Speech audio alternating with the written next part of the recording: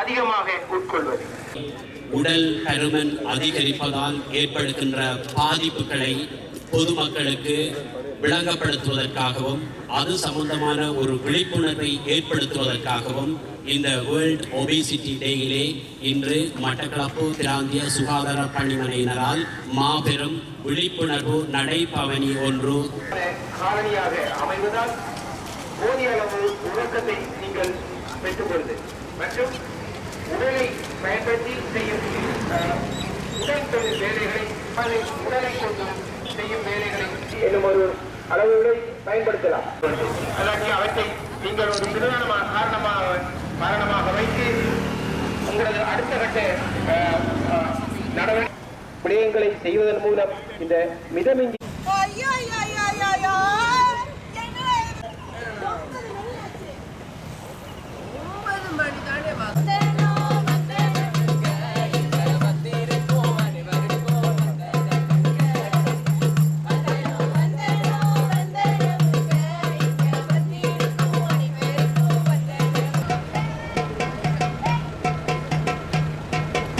பொதுமக்களே இந்த உடற்பருமன் அதிகரிப்பது காய்கறிகள், மரக்கறிகள், நிலக்கரிகள் பதிலாக உணவு, தண்ணீர் தொழிற்பாடுகள் உடலால் தேவைப்படும் தொழிற்பாடுகளை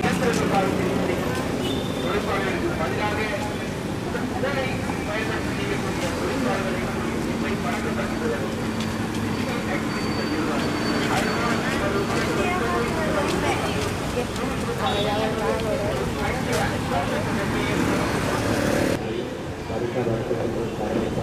உலக பருமன் தினத்தை கொண்டாடுற நோக்கமும் அதுதான். என்றால் இந்த நாளில் எங்களுக்கு ஒரு எண்ணம், அது சம்பந்தமான எண்ணம் மேம்படுகின்ற பொழுது அது நாங்கள் எங்களுடைய குடும்பத்தினரை பற்றி கதைப்போம், எங்களுடைய உறவுகளிடம் கதைப்போம்.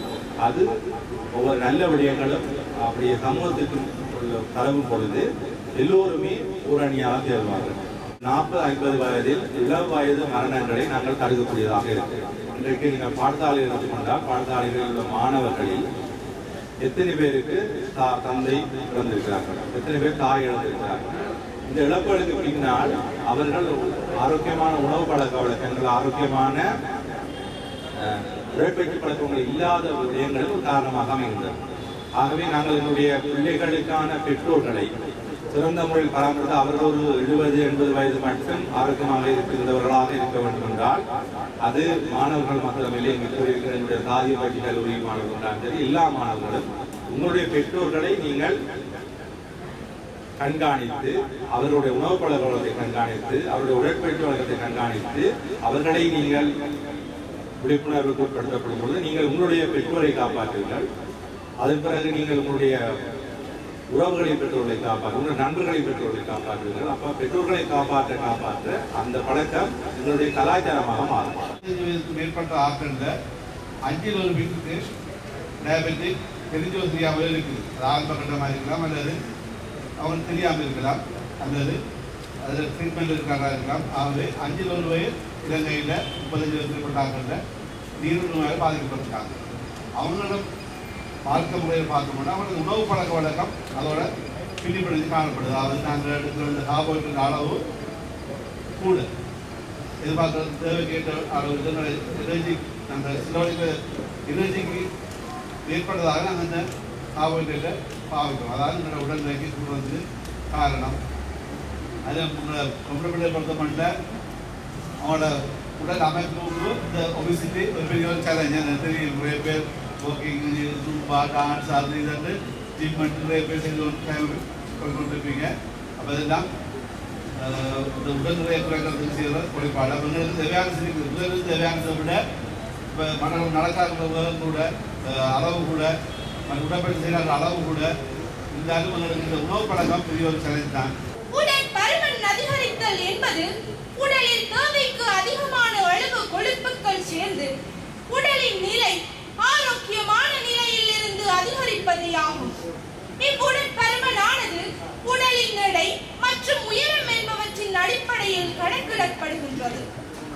இதுவே உடற்பருமன் சுட்டி என்று அழைக்கப்படுகின்றது. இருந்தால் தான் சித்திரம் வரைய முடியலாம் என்ற எமது ஆற்றோர் வாக்குக்கு இணங்க சிறந்த உடல் தகமையை கொண்டிருப்பதன்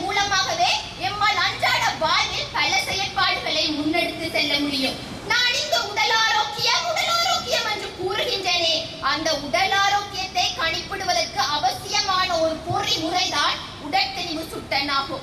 உடற்திணிவு சுட்டன் என்பது ஒருவருடைய உயரத்திற்கேற்ப அவருடைய நிறை காணப்படுகின்றதா என்பதனை அளக்கும் ஒரு கருவியாகும்.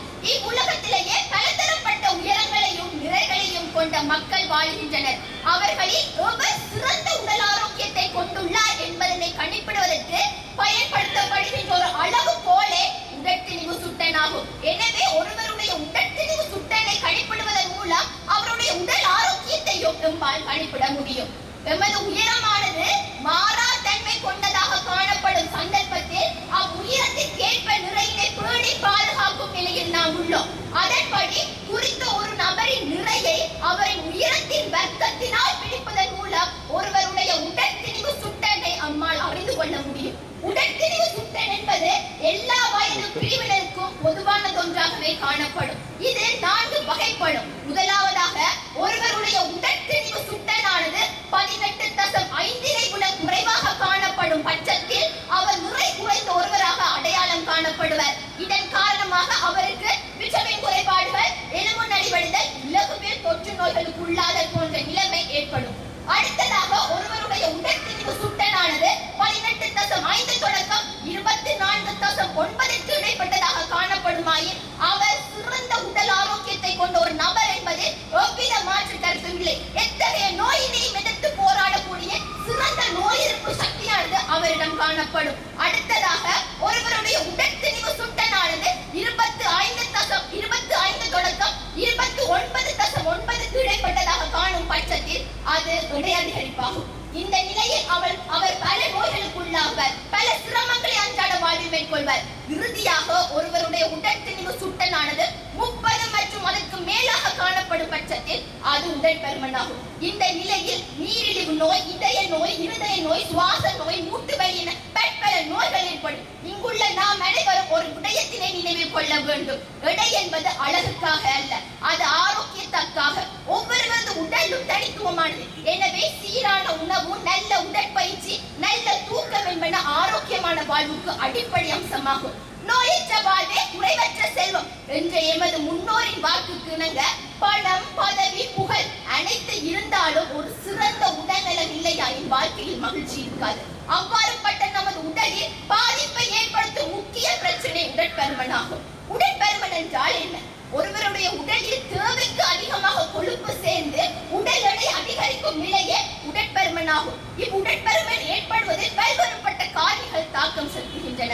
போதிய அளவு தூக்கமின்மை, உடற்பயிற்சியின்மை, தொலைக்காட்சி, தொலைபேசி, கணனி போன்றவற்றின் அதிகரித்த பாவனை, விளையாடாமை என்ற பற்பல காரணிகளை அடித்துக் கொண்டு செல்லலாம். இவ்வாறு உடற்பருமன் அதிகரிப்பதன் மூலம் நம் உடலில் யாது நிகழும்?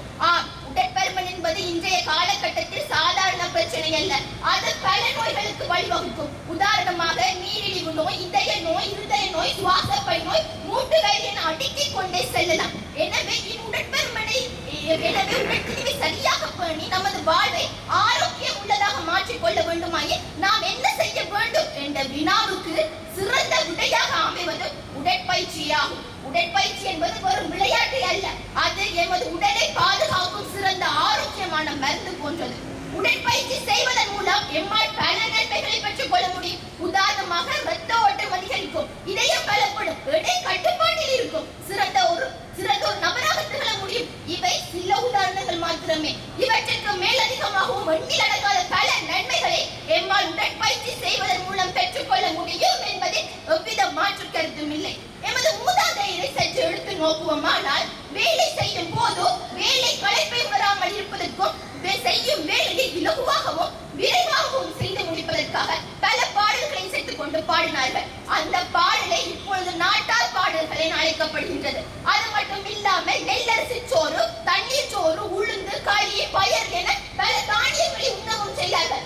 இவ்வாறான உத்திகளை பயன்படுத்தியதன் மூலமாக அவர்கள் தங்களது உடற்பருமனை கட்டுப்பாட்டுக்குள் வைத்துள்ளார்கள். இதன் காரணமாக அவர்கள் நீண்ட காலம் ஆரோக்கியமான வாழ்வினையும் வாழ்ந்தார்கள். இன்று சற்றே காலகட்டத்தை எடுத்து நோக்குவோமானால் மனிதன் ஒரே இடத்தில் இருந்து கொண்டு வேலை செய்கின்றான். நவீன தொழில்நுட்ப வளர்ச்சியின் காரணமாகவும் இயந்திரங்களின் பங்களிப்பின் காரணமாகவும் ஒரே இடத்தில் இருக்கின்றான். இதன் மூலம் அவனது உடற்பருமன் அதிகரிக்கின்றது, ஆயுட்காலமானது குறைய செய்கின்றது. எனவே இதிலிருந்து நாம் அனைவரும் எண்ணத்தை புரிந்து கொள்ள வேண்டும். ஓடி ஆடி விளையாடுவதன் மூலமாகவே எமது உடற்பருமன் கட்டுப்பாட்டுக்குள் இருக்கும் என்பது இந்த நமக்கு வெள்ளிடை மழை போல கட்ட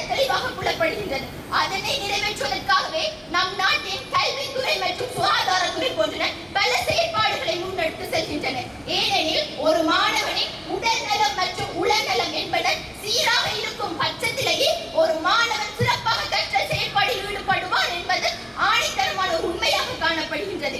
எனவே பாடசாலைகளில் விளையாட்டுப் போட்டிகள், விளையாட்டு பயிற்சிகள், சுகாதார முகாம்கள், ஒருவேளை இலவச உணவு மற்றும் ஆரோக்கியமான உணவு பற்றிய விழிப்புணர்ச்சி நிகழ்ச்சி என பல செயல்பாடுகளை மேற்கொள்கின்றன. ஏனெனில் இன்றைய சிறுவர்கள் நாளைய உலகு, இன்றைய சிறுவர்கள் ஆகிய மாணவர் சமூகத்தில் விதைக்கப்படும் விதையானது நாளை விருட்சமாக மாறி உலகத்தில் காணப்படும் அனைத்து மக்களும் ஆரோக்கியமாக திகழ்வார்கள் என்பதற்கேற்ப இவ்வளவு செயல்பாடுகளையும் மேற்கொண்டு செல்கின்றது. எனவே நான் உறுதியுமாக கூற வரும் விடயம் யாதெனில் உடல் ஆரோக்கியத்தில் உடற்பருமனின் பங்கானது மிகவும் பெருமளவில் காணப்படுகின்றது. அந்த வகையில் சிறப்பான உடற்தீவினை பேணி ஆரோக்கியமான வாழ்வை வாழ்வோம் என கூறி எனது பேச்சினை முடித்துக் கொள்வதுடன் உலக உடற்பரும தினத்தை முன்னிட்டு நடத்தப்படும் இந்த நிகழ்ச்சியில் எனக்கு பேசுவதற்கு வாய்ப்பினை அளித்த பிராந்திய சுகாதார பணிப்பாளர் பணிமணிக்கு நன்றியை தெரிவித்துக் கொண்டு விடைபெறுகிறேன். நன்றி.